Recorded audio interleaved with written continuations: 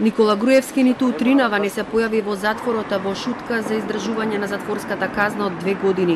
Не дојде ниту на Комисијата за уставни прашања, чиј член е, а токму поради кое бараше одложување.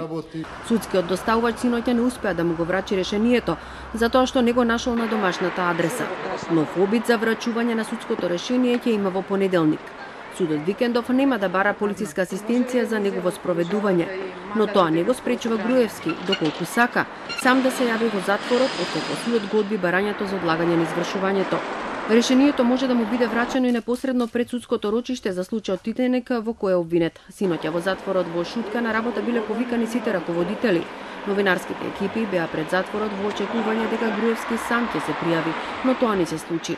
Одбраната на Груевски вели дека имаат правна можност повторно да поднесат жалба до кривичниот суд за одложување на казната, но овој пат по други основи. Следната инстанца може да биде и Врховниот суд, но неговата одлука не го одложува извршувањето на казната.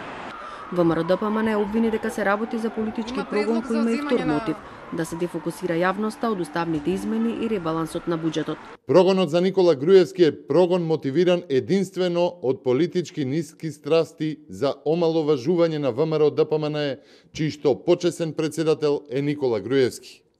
Ова истовремено е порака против сите политички неистомисленици, кои со ваков потфат треба да бидат замолкнати и да се откажат од борбата против оваа однародена капитулантска власт. Кацарска судството во Македонија работи под целосен диктат на Зоран Заев.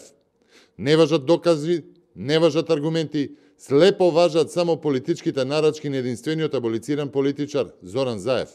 СДСМ побара правдата да важи подеднакво за сите и секој политичар да сноси одговорност за своите постапки. За секој оној кој во транспарентна, законска, судска постапка се докажало дека направил некакво прекршување на законите, врз основа на што му е изречена правосилна пресуда, одговорност мора да има.